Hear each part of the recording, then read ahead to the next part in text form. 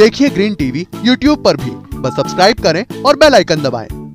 नमस्कार, आप देख रहे हैं किसान बुलेटिन। मैं हूं आपके साथ प्राची तिवारी। आइए नजर डालते हैं खेती किसानी और ग्रामीण भारत से जुड़ी आज की जरूरी हेडलाइंस पर।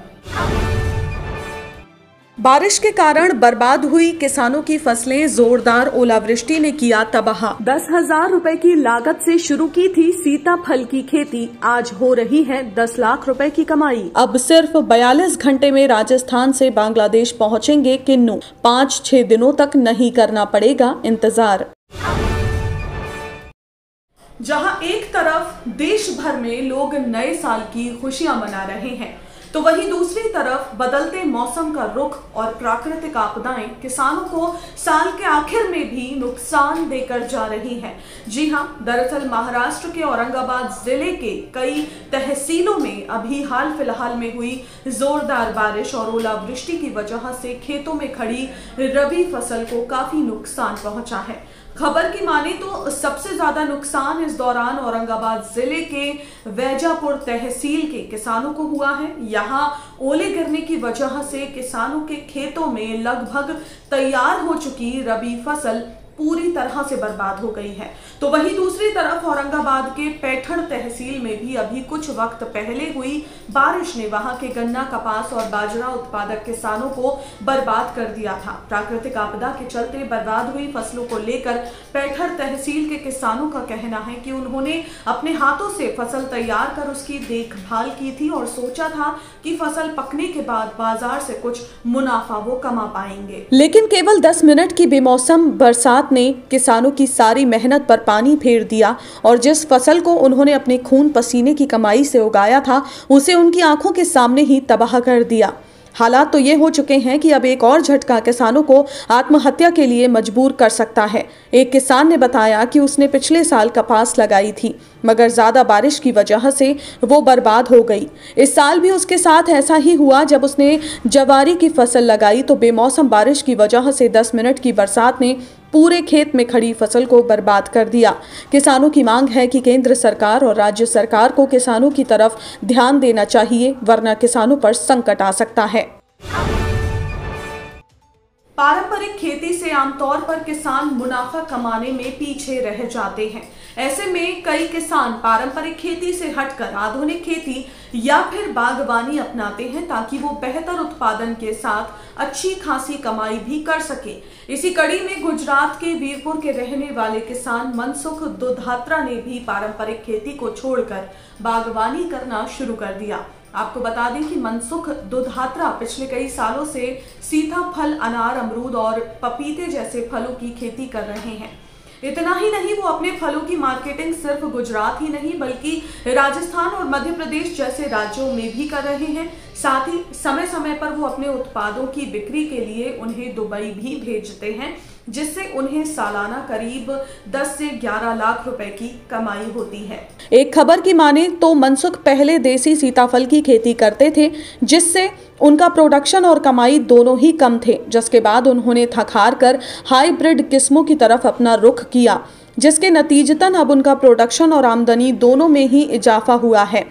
पिता की खेती में अच्छी खासी कमाई को देखते हुए मनसुख के दोनों बेटों ने भी पढ़ाई करने के बाद खेती में ही हाथ बटाने का फैसला किया और धीरे धीरे मार्केटिंग को बढ़ाते हुए नर्सरी भी शुरू की। फिलहाल मनसुख 10 बीघे जमीन पर बागवानी कर अच्छा खासा लाभ कमा रहे हैं। किसान रेल योजना के तहत जहां एक तरफ किसानों को काफी सहूलियत मिली है, तो वहीं दूसरी तरफ किसानों को इससे मिल रहे लाभ को देखते हुए भारतीय रेलवे अब धीरे धीरे इसका विस्तार करने में लगी है। इसी कड़ी में अब राजस्थान के श्रीगंगानगर जिले से प्रसिद्ध फल किन्नू को बांग्लादेश भेजा जा रहा है। उत्तर पश्चिम रेलवे के बीकानेर मंडल के श्रीगंगानगर स्टेशन से 1926 किलोमीटर की दूरी तय करके ये ट्रेन बांग्लादेश के बनगांव स्टेशन पहुंचेगी। अधिकारियों की माने तो किसान रेल से पहली बार इस फल को बांग्लादेश भेजा जा रहा है।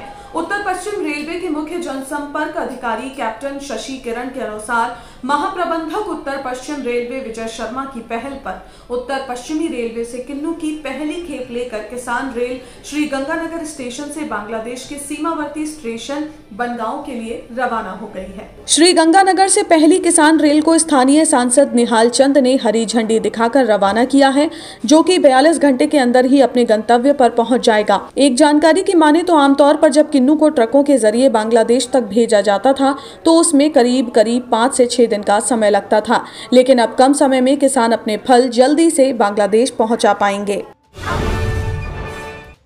तो ये थी वो खबरें जिन्हें हमने आपको दिखाया विस्तार से, लेकिन इसके अलावा खबरें और भी हैं, तो आइए नजर डालते हैं बाकी की खबरों पर भी। दिल्ली की सीमाओं पर पूरे 1 साल तक चले किसान आंदोलन के चलते जहां सरकार को किसानों की मांगों को मानना पड़ा, तो वहीं इस दौरान कभी किसी बीमारी तो कभी किसी खुदकुशी के कारण कई किसानों ने अपनी जानें भी गंवाई हैं। ऐसे में तीनों कृषि कानूनों का समर्थन करने वाले कई लोगों ने शहीद किसानों के परिजनों को मुआवजा देने की भी मांग की है। पंजाब और तेलंगाना सरकार ने तो मुआवजे की घोषणा भी कर दी है, तो वहीं इसी राह पर चलते हुए हरियाणा के हिसार जिले में भी 1 जनवरी यानी कि नए साल के मौके पर इन किसानों को सम्मानित करने का फैसला लिया गया है। आपको बता दें कि किसान सभा द्वारा हिसार में सम्मेलन का आयोजन किया जा रहा है, जिसके लिए सभा के पदाधिकारियों ने तैयारियां भी शुरू कर दी हैं। इस आयोजन में किसान के परिजनों को अखिल भारतीय किसान सभा की तरफ से सम्मानित भी किया जाएगा। उत्तर प्रदेश के आजमगढ़ जिले के फूलपुर में पशुपालकों को प्रोत्साहित करने के लिए पशु आरोग्य मेले का आयोजन किया गया था। इस दौरान मेले में कुल 4,846 पशुओं का पंजीकरण किया गया, साथ ही उन्हें दवाइयां भी बांटी गईं और इतना ही नहीं, कुल 1,692 पशुओं की सामान्य चिकित्सा, 11 पशुओं की लघु शल्य चिकित्सा, 27 पशुओं को गर्भ परीक्षण, 54 पशुओं में कृत्रिम गर्भाधान, 1056 पशुओं में बांझपन चिकित्सा, 40 पशुओं का बधियाकरण, 21 पशुओं का बीमा किया गया। आपको बता दें कि पशुपालक इस मेले के जरिए चाहे तो अपने पशुओं का उपचार और पशुपालन विभाग की सभी गतिविधियों का भी फायदा उठा सकते हैं। बीते 3 दिन पहले हरियाणा के कुरुक्षेत्र में पेस्टिसाइड विक्रेता के गोदाम में बरामद 300 यूरिया के बैग को लेकर माहौल गर्मा गया है। किसान यूनियन ने विक्रेता का लाइसेंस रद्द करने की मांग को लेकर कृषि विभाग के कार्यालय का घेराव किया। इस दौरान किसानों ने अनाज मंडी में विभाग के कार्यालय के सामने जमकर नारेबाजी की और साथ ही अधिकारियों को दफ्तर के अंदर ही घेर लिया। सूचना पाकर मौके पर पहुंचे सिटी थाना प्रभारी SHO छोटू राम ने किसानों को समझाने का प्रयास किया, मगर किसान विभाग के बड़े अधिकारियों को बुलाकर आरोपी विक्रेता का लाइसेंस तुरंत रद्द करने की जिद पर अड़े रहे। किसानों ने बताया कि उन्होंने 3 दिन पहले कृषि विभाग और पुलिस को सूचना देकर यूनियन ने एक पेस्टिसाइड विक्रेता के गोदाम से लगभग 300 बैग यूरिया की अवैध खेप को पकड़वाया था। उसके बाद विभाग ने विक्रेता के खिलाफ पुलिस में FIR दर्ज कराई थी, मगर अभी तक ना तो विक्रेता को अवैध स्टॉक रखने के आरोप में गिरफ्तार किया गया है और ना ही उसका लाइसेंस भी रद्द किया गया है।